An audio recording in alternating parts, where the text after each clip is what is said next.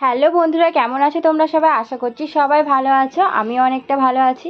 মামুনি official চ্যানেলে আরও একটি নতুন ব্লগে তোমাদের সবাইকে অনেক অনেক স্বাগত। দেখো, সকাল সকাল মন্দিরে তো এসে গেছি, আর মন্দিরে এসে মন্দিরের সমস্ত কাজকর্ম করে নিচ্ছি।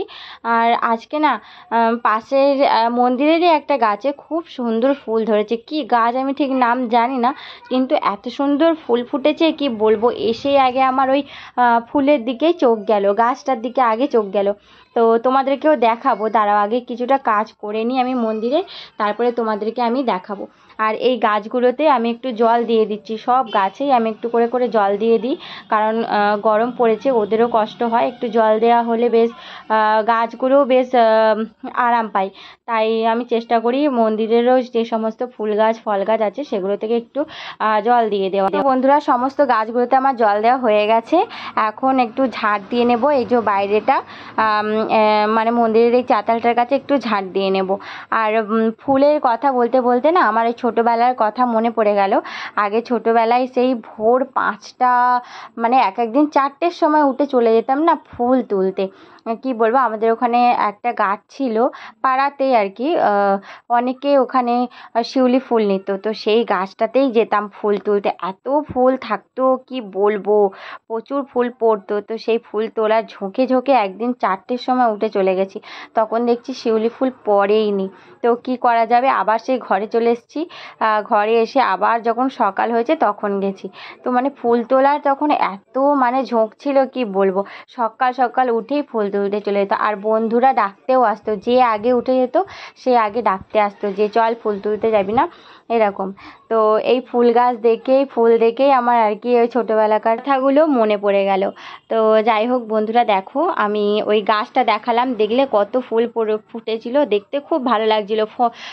মানে ফোনেতে অতটা ভালো বোঝা যাচ্ছে না, কিন্তু সামনাসামনি না খুব দেখতে আরও বেশি ভালো লাগছিল, খুব সুন্দর লাগছিল।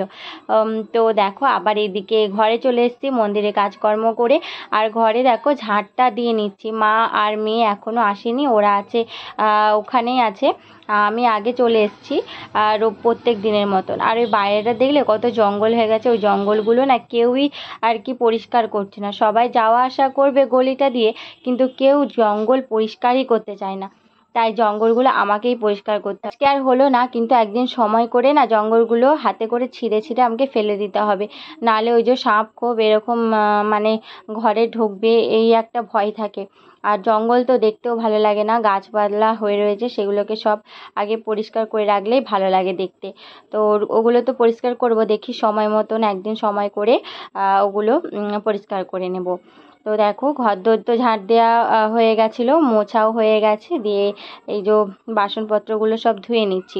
কাচাটা এখনও বাকি রয়েছে, কাচাকুচি সব করে নেব। কাচাকুচি করে নিয়ে তারপরে ঘরে যাব, একবারে চান টান করে নেব। সকাল সকাল কাজগুলো করে নিতে হবে, জানো তো। আর মেয়েটা যদি আজকে একটু সকাল সকাল ঘুমিয়েও যায় আর একবার, তো তাহলে ভালো হবে, কারণ অনেক সকালে ও ঘুম থেকে উঠেছে, সেই আমার সাথেই উঠেছে, দিয়ে একসাথে মন্দিরে গেছিলাম। আর আগের দিন আবার মা বললো যে একটু লুচি করতে, লুচি আর ঘুগনি করতে।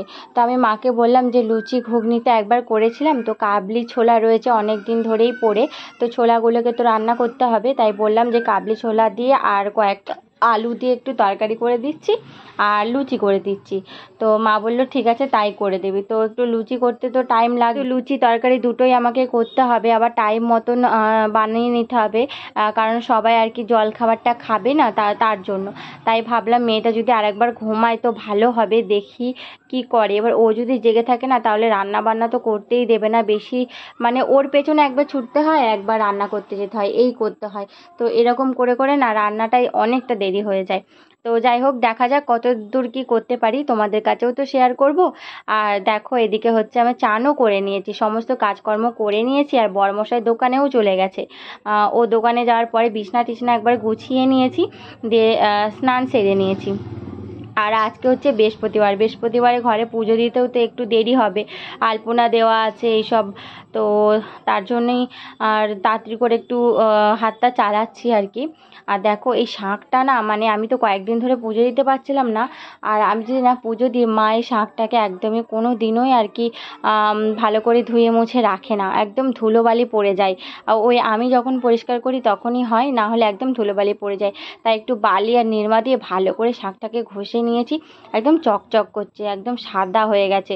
আর এই শাঁখটা না আমার খুবই পছন্দের, কারণ আমি আর আমার বরমশাই বিয়ের প্রথমে একবার গেছিলাম দীঘা ঘুরতে, তো সেখান থেকেই আর কি ওই শাঁখটা আমি পছন্দ করে কিনে নিয়ে এসেছি। আর আমার শাঁখ বাজাতে খুবই ভালো লাগে। আর আমার শাশুড়ি মা যেহেতু শাঁখ বাজাতে পারে না, তাই শাঁখটা আর ধুয়ে মুছেও রাখে না, বাজায় না বলে ধুয়ে মুছেও রাখে না, আর বেশি ধুলোবালি পড়ে যায়। ওই আমি যখন পুজো দিই তখনই আর কি ওটা ধোয়া মোছা। মর্নিং বন্ধুরা, কেমন আছো তোমরা সবাই? আমার দেখো সকাল সকাল সমস্ত কিছু কাজ হয়ে গেছে, আর এই যে চানও হয়ে গেছে। আর আজকে যেহেতু বৃহস্পতিবার, সকাল সকাল পুজোও করে ফেলেছি। সকালের বাসি কাজকর্ম তো হয়ে গেছে, এখনও রান্না বান্না কিচ্ছু হয়নি, এখনও জলখাবার বানাতে হবে। মা বলেছে কালকে একটু লুচি বানাতে আর কাবলি ছোলার তরকারি বানাবো, তো সেটাই বানাবো। মাম্মাম সোনাকেও ঘুম পাড়িয়ে দিয়েছি, ওই দেখো মামাম সোনা ঘুমিয়ে গেছে। চলো এরপরে আমি জলখাবারটা বানিয়ে নিই, বাবাকেও আবার টিফিন দিতে হবে, ও আবার খেতে আসবে। আজকে একটু দেরি হয়ে গেল, 8 ঘন্টা টাইম আছে, জানি না কতটা কি করতে পারবো। চলো বন্ধুরা, দেখো এদিকে হচ্ছে তারপরে আমি রান্না বান্না করতে চলে এসেছি। বললাম না আজকে ছোলা, কাবলি ছোলা দিয়ে আলু দিয়ে তরকারি করব আর লুচি করব, তো তার জন্য আর মেয়েটাকে না ঘুম পাড়িয়ে দিয়েছি, অনেকটা দেরি হয়ে গেছে। মেয়েটা আজকে তাড়াতাড়ি করে ঘুমায়নি, ওরও দেরি দোষ নয়, কারণ হচ্ছে আমারও লক্ষ্মীবার আজকে পুজো দিতে একটু দেরি হয়ে গেছিলো, তো তাই তারপরে আবার ওকে ঘুম পাড়ালাম। ওকে তো ঘুম পাড়াতেও একটু টাইম লাগবে না, ছোট মানুষ, ওকে ঘুমা বললেই কি আর ও ঘুমিয়ে যাবে বড়দের মতো? তো ওকে তো ঘুম পাড়াতে হবে আমাকে। তো ওকে ঘুম পাড়িয়ে তারপরে দেখো এদিকে 9:30 বেজে গেছে, 10টার সময় আমাকে জলখাবার বানাতে হবে। কী করে যে আমি করব জানি না, কিন্তু করতে থাকি, যেহেতু মা বলেছে যে আগের দিন খাবে, আর না করে দিলে আবার মায়ের রাগ হবে, তো তাই আর কি করে দিই, দেরি হবে, বলতে তো পারবে না যে আমাকে করে দেয়নি বৌমা, তো তার জন্যে করে নিচ্ছি। দেখো এখানে আমি আটা না, এটা হচ্ছে ময়দা, সবটাই ময়দা, এতে আটা নেই। ময়দাটা মেখে নিয়ে লেচিগুলো সব করে নিচ্ছি আমি। ওদিকে কাবলি ছোলা আর আলুটা কেটে না প্রেসার কুকারে কয়েকটা সিটি মেরে নিয়েছি, ওটা সেদ্ধ হয়ে গেছে। আর দেখো আমি লুচিগুলো ভেজে নিচ্ছি, অনেক কটা লুচি ভাজা হয়ে গেছে, হয়ে এসছে, আর এই একটা দুটো ভাজবো, ব্যাস তাহলেই হয়ে যাবে। আর ছোলাটাও করবো। আর ওইদিকে একবার বড়মশাই এসছিল, ও খেতে আসেনি, টাকা নিতে এসছিল, আর ও এসে দেখছে যে আমার এখনও রান্না হয়নি। তো আমি কি করব বলো তো, আমাকে সব দিকটা করে তারপরে না রান্না করতে হবে। আবার এই এত কিছু রান্না করা, টাইম তো লাগবে, তাড়াতাড়ি করে আমি বললেই কি আর হয়ে যাবে? আমি কি ম্যাজিক জানি যে এক্ষুনি রান্নাটা বলবো আর হয়ে যাবে? রান্নাটাকেও তো সময় দিতে হবে। তো ও আবার রাগারাগি করে চলে গেল, বলল আমি আর খাবো না, এত দেরি হয়ে গেছে। তো জানি না কি করবে। অবশেষে দেখো তরকারি লুচি আমার হয়ে গেছে। বর আর খেতেই আসেনি, আর আমার শ্বশুরমশাইও আর খেতে আসেনি। আমার শাশুড়ি মাকে বকছিল, বলছে যে তোমার লুচি খেতে ইচ্ছা হয়েছে, এতটা টাইম লেগে গেল, তো কি আর করা যাবে বলো? খাবার নিয়ে রাগারাগি, খেয়ে নিলেই হয় একবার, দেখছে সব দিন কি আর সময় টাইম মতন দেওয়া যায় নাকি? তো বুঝবে না, আর যদি বুঝতো তাহলে তো হয়েই যেত। তারপরে আমার আবার দেখো এই আঙুলের বুড়ো, ডান হাতের বুড়ো আঙুলটাই না কি হয়েছে কে জানে, এত ব্যথা হয়েছে, ফুলে গেছে। তো সেই হাত নিয়ে আবার রান্না করছি, তারপর আবার মেয়ে সামলানো, সংসারের কাজ সামলানো, সেগুলো কেউ দেখবে না, নিজেদেরগুলো করে দিলেই আর কি হয়ে গেল, বাদবাকি আর কেউ কিছু দেখবে না কি করে হচ্ছে কি না হচ্ছে। তো যাই হোক, যত কথা বলবো তত বেড়েই যাবে। এদিকে দেখো আমি দুপুরে রান্না বান্না করে নিচ্ছি, আর আমি লুচি তো খাইনি, কারণ কেউই খায়নি, আমার শাশুড়ি মাই শুধু খেয়েছিল, আমি আর লুচিটা খেলাম না। আমি না ভাত ছিল, কালকের ভিজে ভাত ছিল, আর তরকারি ছিল, মাছের ঝোলের তরকারি, আগের দিন তো রাতেবেলা মাছের ঝোল রেঁধেছিলাম, সেই তরকারি ছিল, তাই আমি ওইটা দিয়ে আর কি ভাত খেয়ে নিয়েছি, আর মাম্মামকেও একটু খাইয়ে দিয়েছি। তারপরে দেখো দুপুরে রান্না বান্না করে নিচ্ছি, মাছ নিয়ে এসেছিলো এসেছিলো, এটা হচ্ছে বাটা মাছ নিয়ে এসেছিলো মা। সেই বাটা মাছ দিয়ে একটা ঝোল করিনি, বাটা মাছের ঝাল করেছি। এদিকে ডাল আর শাক, দেখলে শাক ভাজা করেছিলাম। আবার বাটা মাছের সাথে না কয়েকটা চুনো মাছ নিয়ে এসেছিলো, আমার শ্বশুরমশাই আবার খেতে ভালোবাসে। আর একটা আলু দিয়ে বললো যে ওটা একটু ঝাল করে দিতে, তাই বাবার জন্যেই আর কি করব শুধু। তাই ছোট্ট একটা আলু ভাজার মতো কেটে নিয়েছি লম্বা লম্বা করে। তো সেটা একটু ভেজে নিয়ে আর এই যে মশলাপাতি দিয়ে দিলাম, দিয়ে একটু কষিয়ে নিয়ে বাবার জন্য একটু ছোট্ট করে ঝাল করে দেবো। বাবা আবার চুনো মাছ খেতে খুবই ভালোবাসে, কিন্তু চুনো মাছটা আমাদের বাড়ি খুব একটা হয় না, কারণ সবাই খেতে ভালোবাসে না, শুধু বাবাই ভালোবাসে। মাঝে মাঝে তাই বাবার জন্য একটু করে নিয়ে আসা হয়, দিয়ে বাবাকে রান্না করে দিই আর কি। বাবা বড় মাছের থেকে না এই চুনো মাছটা খেতে বেশি ভালোবাসে, কিন্তু আমার শাশুড়ি মা আবার এই চুনো মাছ খেতে ভালোবাসে না। আবার শুনেছি যে এই চুনো মাছ নাকি খাওয়া ভালো, কিন্তু কি করব, যার যেটা ভালো লাগে সে তো সেটাই খাবে, তাই না? যার মুখে যেটাই খেতে ভালো লাগবে সে তো সেটাই খেতে চাইবে। তো যাই হোক, মাছের ঝালটা হয়ে গেল। এদিকে দেখো একটু রসুন ফোড়ন দিয়ে শাকটা আমি চাপিয়ে দিচ্ছি। শাকটা আমি আর লাস্টেই রান্না করছি, কারণ হচ্ছে সব তরকারিগুলো করে দিয়েছি, শাকটাকে চাপিয়ে দিয়ে আমি বাদবাকি কাজগুলো করে নেব। গ্যাসটা একটু আস্তে করে দেবো, এটা আস্তে আস্তে হতে থাকবে, বাদবাকি কাজগুলো আমি করে নেব। ঘরদোর তো অবস্থা খারাপ হয়ে গেছে, তো ঘরদোরটা আগে ঝাড় দিয়ে নিই, আর রান্নাঘরের ওখানটা একটু মুছে নিয়েছি, কারণ ওখানটা তো রান্না বান্না হয়, অনেক জল পড়ে, তাই সেইখানটা একটু আগে ভিজে কানি দিয়ে মুছে নিয়েছি, দিয়ে এই ওপর দিয়ে একটু ঝাড় দিয়ে নিচ্ছি। আর মেয়েটা তো ছিল, ও সেই ওষুধের বোতলটা না ঘর থেকে বার করে নিয়ে এসে কোথায় কোথায় ছিটিয়ে ছিটিয়ে ফেলেছে, জানো তো, জ্বরের ওষুধটা। তো ওর কথা তো আর শুনবে না। আর এদিকে দেখো বাবা একটু দই নিয়ে এসেছিলো, এটা হচ্ছে মেয়েটার জন্যই নিয়ে এসেছিলো।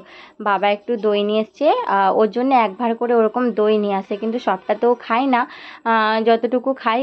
আর এই গরমে দেখবে দই টই একটু খাওয়া ভালো, তাই মেয়েটাকে একটু দই নিয়ে এসে দেয়। আর তারপরে দেখো এদিকে হচ্ছে বিকেলবেলায় বাসন কোসন সব আমি মেজে নিচ্ছি। তো এতক্ষণ একটু বাইরে খেলছিল, দিয়ে আমি বিকেলে সমস্ত কাজকর্মগুলো আর কি করে নিচ্ছিলাম।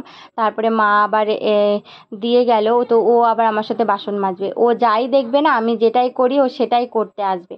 ছোট তো, ছোটবেলায় যত কাজ দেখাবে, বড় হলে কি হবে জানি না। আবার ওকে নিয়ে চলে গেল। আর এদিকে দেখো আমার বাসন সব মাজা হয়ে এসেছে, আর এক ঝাঁপ কাপড় জামা রয়েছে, সেগুলোকেও এখন গিয়ে আমি এখন সব গুছিয়ে গুছিয়ে তুলবো। যেরকম কাচা সেরকম গুছিয়ে গুছিয়ে জামা কাপড়ও ভাঁজ করে করে তুলতে হয়। এই জামা কাপড় ভাঁজ করেন আমার ভীষণ বিরক্ত লাগে, কি বলবো।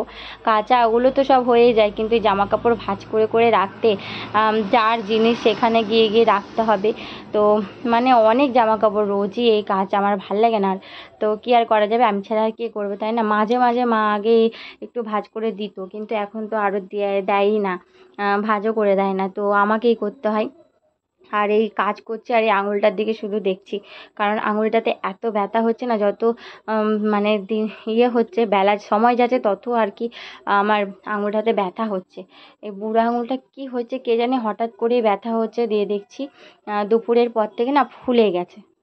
তো কি আর করা যাবে, ওই নিয়েই কাজ করছি, কে আর করে দেবে। তারপরে দেখো এদিকে রাতে রান্না করছি, রাতে একটু রুটি করব আর আলু ভাজা করব। এই ভিডিওটা আর বেশি বড় করলাম না, এখানেই শেষ করে দিচ্ছি। দেখা হবে আবার একটা নতুন ভিডিওর সঙ্গে।